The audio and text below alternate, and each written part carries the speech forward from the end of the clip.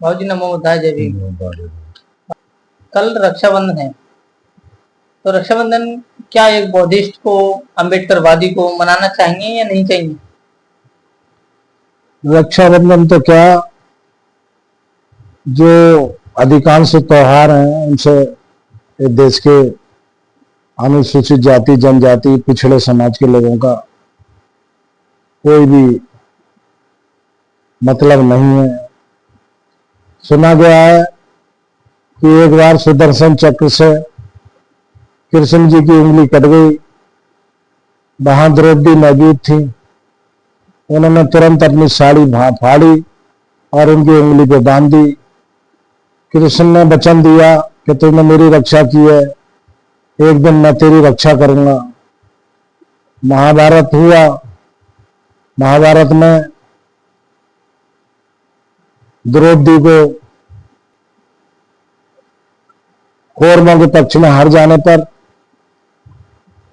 कौरवों ने द्रौपदी को भरी सभा में नंगा करने का आदेश दिया। कृष्ण जी ने तुरंत एक बहुत बड़ी साड़ी बढ़ाकर उसकी रक्षा की, उसके तन को ढका। लेकिन ये रक्षा सिर्फ कृष्ण जी तक ही सीमित रही, द्रौपदी तक ही सीमित रही। उसके बाद देश पर बहुत से आक्रमण हुए, विदेशी आक्रमणकारी देश पर आक्रमण करने आए, इस देश को गुलाम बनाया गया, लूटा गया। उसी बीच में महारानी पद्मावती की का इतिहास लोग जानते हैं। उन्होंने भी बड़ा चीख चीख कर कहा कि भगवान हमारी रक्षा करो, भगवान हमारी रक्षा करो। लेकिन उन्हें स्वयं अपने आप को आत्मदाह करना पड़ा, जलना पड़ा अपनी इज्जत को बचाने के लिए, अपने स्वाभिमान को बचाने के लिए। उस समय कोई भी नहीं आया। इस देश के अंदर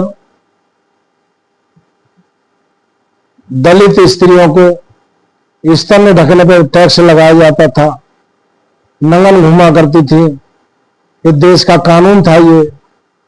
उस समय भी उन्होंने बहुत चीख पुकार करी दलित स्त्रियों ने कि भगवान हमारी रक्षा करो, जैसे तुमने द्रौपदी की करी है वैसे हमारी रक्षा करो।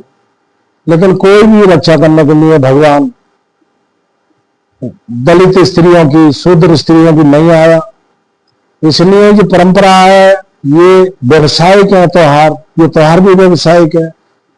लोगों का व्यवसाय अच्छा चलता है, लोग त्योहार के नाम पर खर्च करते हैं।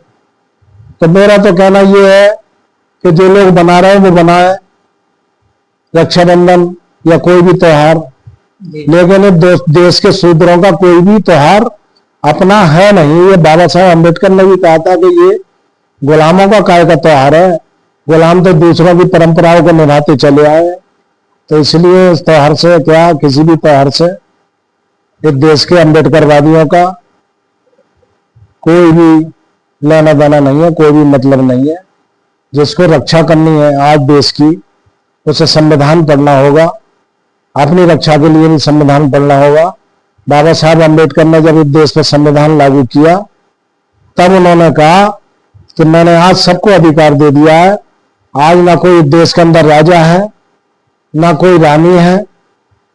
आज देश के अंदर रानी और महतरानी दोनों एक वोट डालने की हकदार है, और ये संविधान दोनों की बराबरी हिफाजत करेगा। इसलिए कोई त्योहार आदि का हम अम्बेडकरवादियों को क्या, देश के दलितों को, पिछड़ों को, इन सब चीजों को छोड़कर जो पैसा हम खर्च करते हैं त्योहारों के नाम पर, वो अपने बच्चों के विकास पे खर्च करें, उनके पढ़ाई लिखाई पे खर्च करें, उनके स्वास्थ्य पे खर्च करें, तो हमारी रक्षा हो सकती है। जय भीम, जय भारत। ठीक है, नमो बुद्धाय बाबू। नमो।